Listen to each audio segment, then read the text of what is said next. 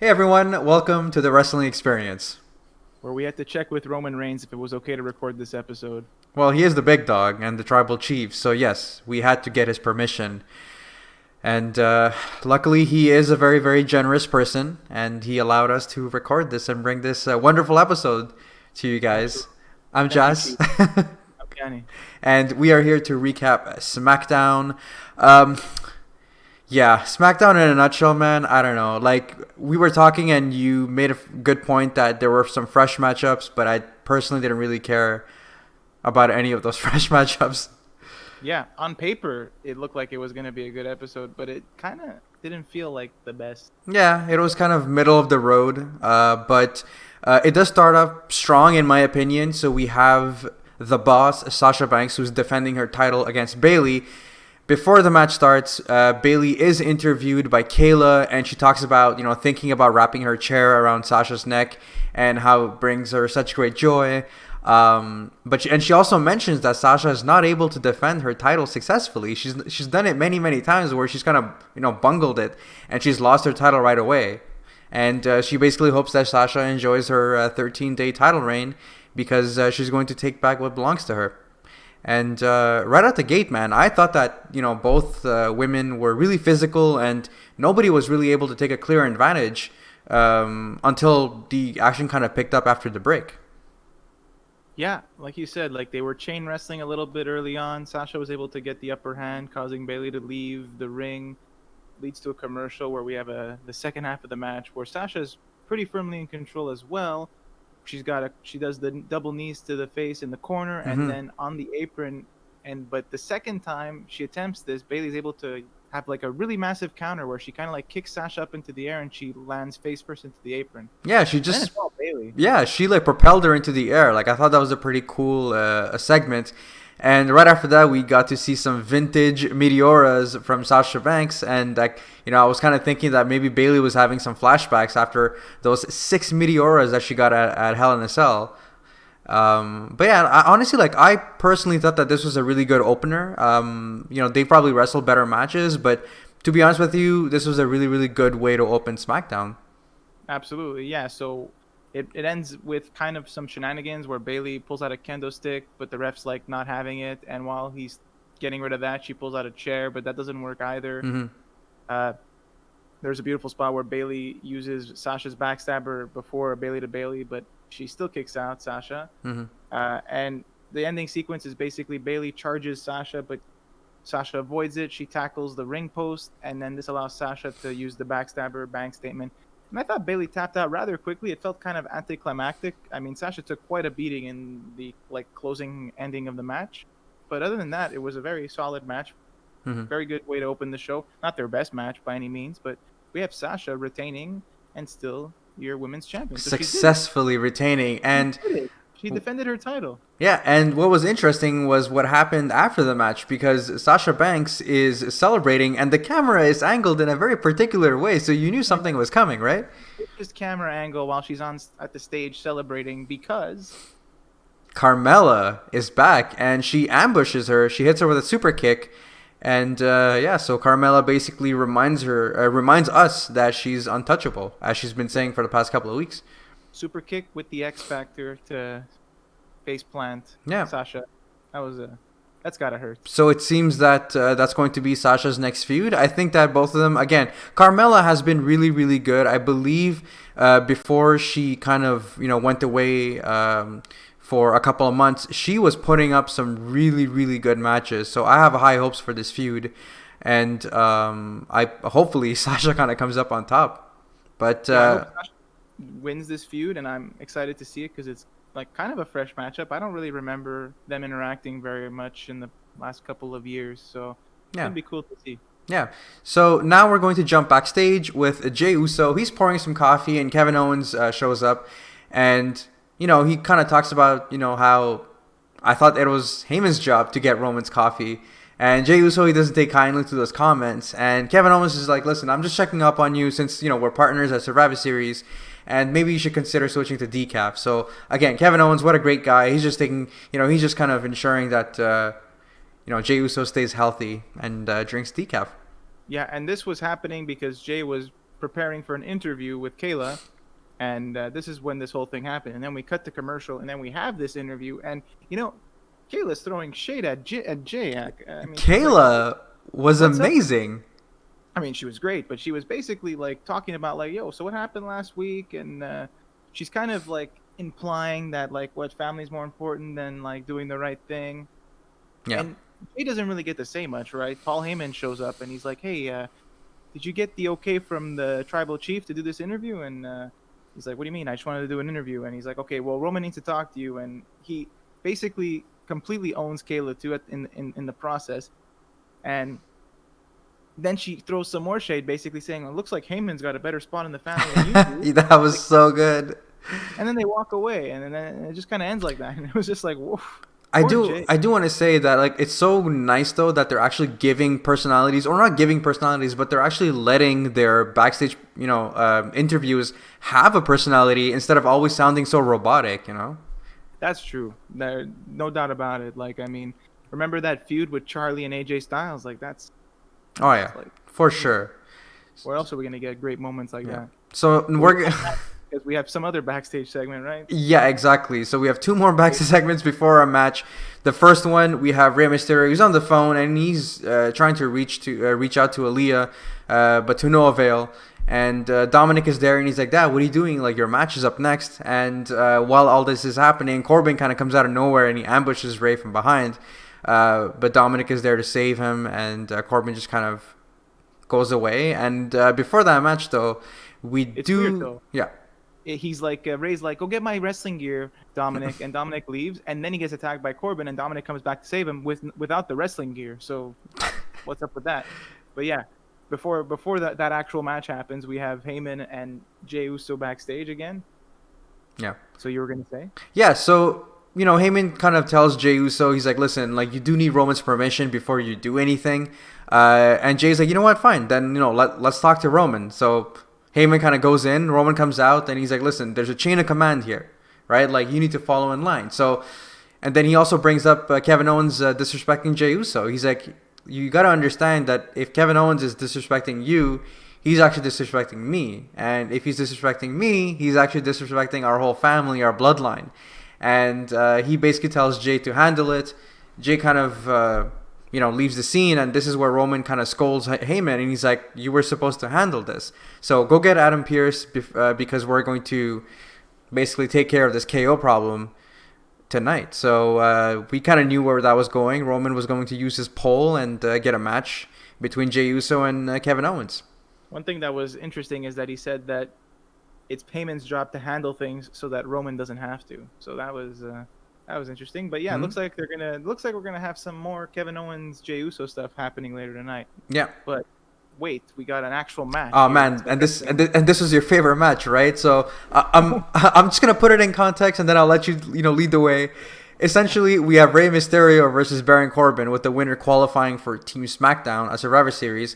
And I'm going to set the pace. This is vintage Baron Corbin. And what that means is slow pace, but like really slow pace, and lots of right hands. And just more slowing of the pace. And when Rey Mysterio had something to do, there was more slowing of the pace. And I'm like, how is it that this match is getting slower and slower? I wrote down in my notes that the best part of the match was Seth Rollins, believe it or not. So yeah, early on in the match, it's all Corbin, and we cut to commercial before we cut to commercial. Actually, Seth Rollins' music hits just as Rey Mysterio is about to pick up momentum. No, the music hits and he gets distracted. People getting distracted by music is kind of a recurring theme in this episode, I would think. Mm-hmm. Now, Seth Rollins' expressions while he's on stage watching things is great. He's cheering on Corbin, which I thought was a little weird because didn't Corbin end of days his fiance/wife Becky Lynch at one point? But I guess he forgot about that, or he's gonna let it slide. Mm-hmm. Eventually, things start to blow over, right? Corbin is sent outside after Rey Mysterio gets some offense, but he kind of just decides to cheap shot Dominic, and this is distracting Rey Mysterio as well. And while Rey Mysterio's starting to pick up momentum again, Seth Rollins sneaks his way finally to get involved, and he starts beating up on Dominic. And like this just leads to the whole Familia breaking down. Yeah. Aaliyah comes out with Murphy. Ray's like, "No, get that guy out of here. I don't want to see Murphy." And all this is blowing over. Seth Rollins is still there, and then basically Corbin is just chilling there in the ring, waiting for his moment. As Rey Mysterio goes back in, he's still distracted, and he just walks right into an end of days, basically. And Corbin qualifies for Survivor Series. Okay, so here's the thing. I'm the type of person that tries to find positivity in even the bad, and I have to say that this is such a garbage storyline that I feel bad for anyone that's attached to this. The fact that Corbin had to be in this match and he had to be associated to the storyline, I feel bad for Corbin. And again, I'm not a very negative person, but this is just so bad. Like, this should have just stayed on Raw or should have just died on Raw. And I don't understand why this is kind of being brought to SmackDown. It's not bringing anything to the storyline. And I love Rey Mysterio, but this is making me despise Rey Mysterio. Yeah, it's kind of like, it was just, I don't know, like, the match wasn't very good. It wasn't very fun to watch. Like you said, it was just a slog to go through because Corbin just slows down the pace, and I guess it's very effective being the heel that he is that I just don't want to watch his matches. But, Yeah. like, I don't know. I don't know what it was. And it was it was somewhat not predictable because I thought maybe Rey Mysterio would qualify and so would Seth qualify and they'd be on the same team. That's what I was thinking too, yeah. But that didn't end up happening. Clearly, Seth Rollins just made them look like chumps again, which was kind of interesting. I mean, obviously when Survivor Series comes out and like, you know, we're going to have our predictions, we might predict something where like Rey Mysterio is going to come out, cause a distraction, and then Seth Rollins gets eliminated. You know that's probably going to happen, but let's kind of, you know, stay to, you know, SmackDown because we do have another qualifier match between Natalya, Zelina Vega, and Ruby Riott. And before the match even started, I'm like, why is nobody questioning the fact that Natalya got a second opportunity to qualify for... This is what I thought to myself. I'm like, she's going to be in a match every week to qualify, and she's never going to win. Yeah, but you know what? Listen, like, this match was okay. It was a very short match, and the ending was actually pretty fun, in my opinion. So Natalya puts Zelina Vega in a sharpshooter, and while this is going on, Ruby Riott comes out of nowhere, and she puts Zelina Vega in an armbar, and Natalya kind of sees that. She lets go of the sharpshooter, and that's when Zelina Vega taps. So basically, Ruby Riott qualifies, and Natalya is not looking too happy about that. Yeah, that was a bit of a throwback to last week because something similar happened last week when they both had, I think it was Bianca Belair locked in. Billie Kay did the same thing that Ruby did. Yeah. Natalya angrily let go of the sharpshooter. Obviously, Billie Kay wasn't able to make Bianca Belair tap out last week, but this week kind of happened like that. So it was kind of funny. Yeah. Very good match. I mean, eventually, I'm sure Natalya is going to qualify eventually. So. Probably. So we're going to jump backstage with Big E, and he's playing some board game with an employee. The Street Profits, they show up and they invite him to the Champions Lounge, and I guess it's because they're actually scouting Kofi and Xavier Woods, and basically, and Big E tells them, listen, like, if you lay down in the ring, you know, maybe Kofi and Woods, they won't beat them up so bad. And this is where they start laughing, kind of at each other, pretending to hit each other. It was pretty funny. It was. It got even better when Billie Kay came up. I love Billie Kay. Her headshots, and she's like, she actually has info because she used to be on Raw, so she wants to offer her assistance to the Street Profits. But then they're like, "But we were on Raw at the same time as you," and they kind of just walk away. So Billie Kay's still knocking it out of the park, right? Oh yeah, dude, I am so happy for Billie Kay. This next person, though, I feel really bad because we have Otis versus Seth Rollins, with the winner qualifying for Team SmackDown. But what was up with the pre-match graphics, the entrance graphics? Like, it just says Otis, and it says like one of his blue collar solid things. Like, sorry? I don't know. Like, lost Money in the Bank because of Tucker, because of his best friend Tucker, and I'm like, okay, I mean, that's a notable thing. That's a great stat to have, but so essentially there's two things that I wanted to point out about this. One, the Mysterio family was watching this match backstage, and two, Murphy comes out. And without Murphy, because he came out. Exactly. So Murphy comes out, and I thought that it was pretty interesting because I thought that Murphy would have caused the distraction and then Otis would have won, but it was the other way around. So essentially the match is pretty decent, but it kind of, what happens at the end is that, you know, Otis is kind of, you know, charging up, he's gyrating, he's slamming Seth Rollins, he's hitting him with a spinning body slam.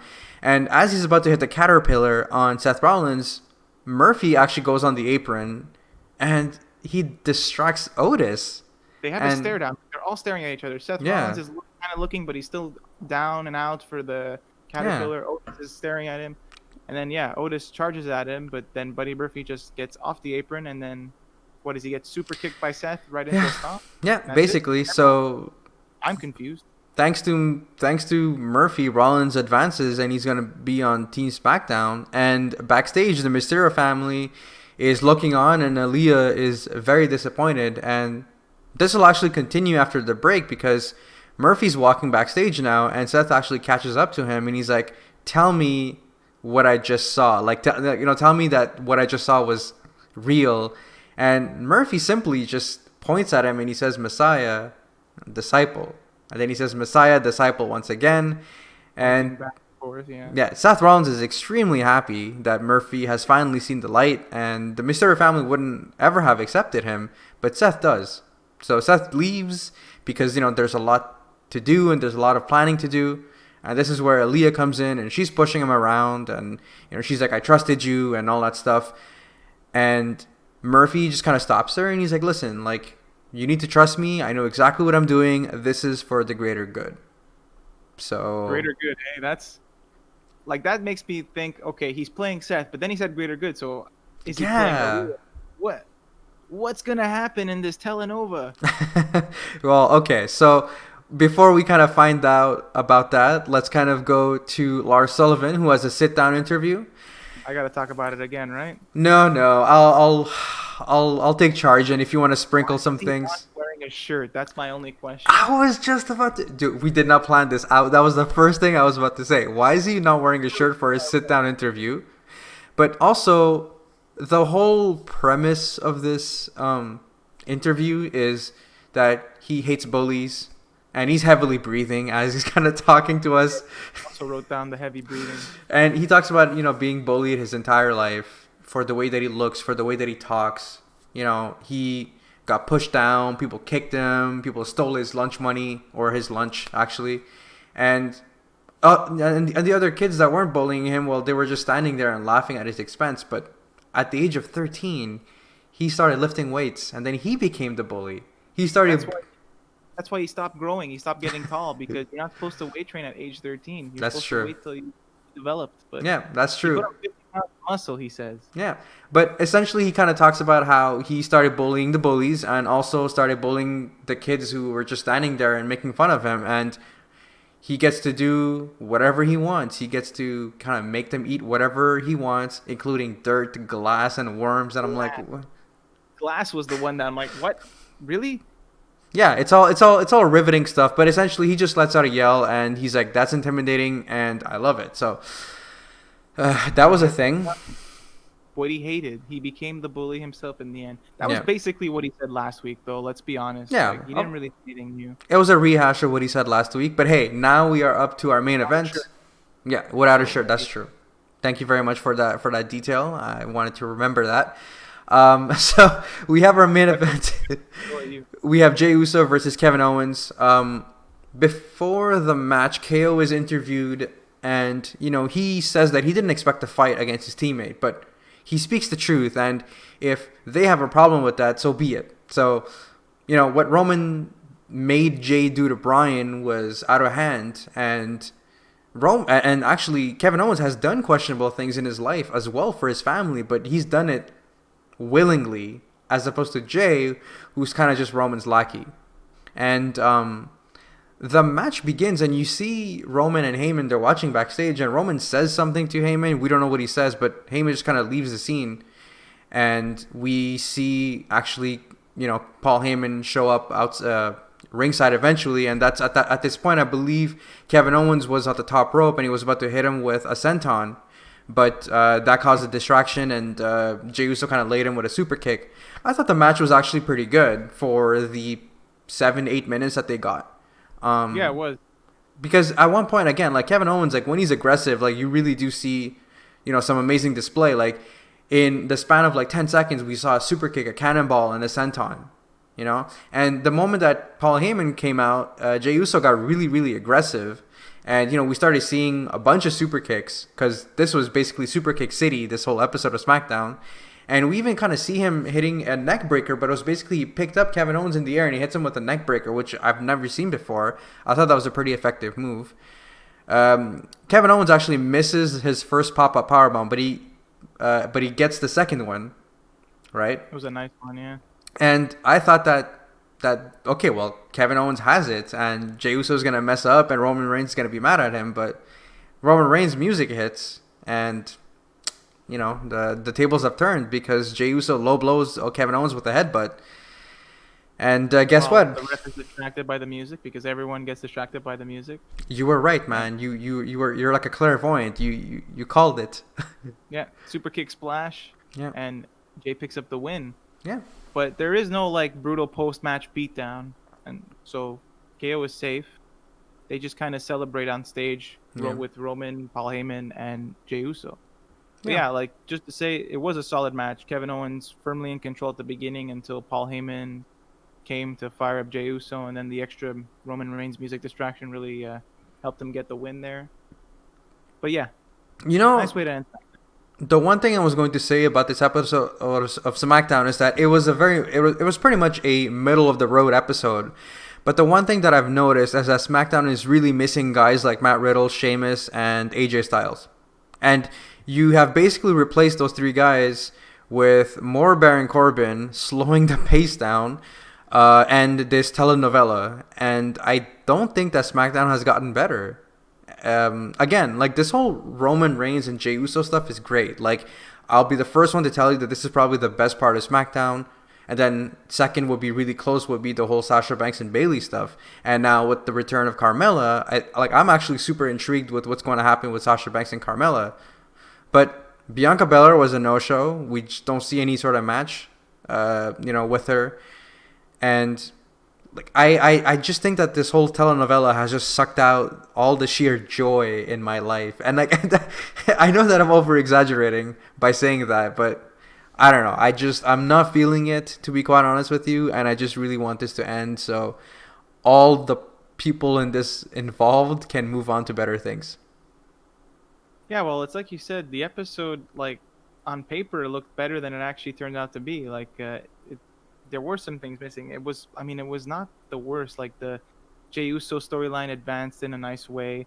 We got a really good match for the women's title to kind of close that chapter and open a new one, which was great. Street Profits and Big E had a funny little segment to kind of push their little match going.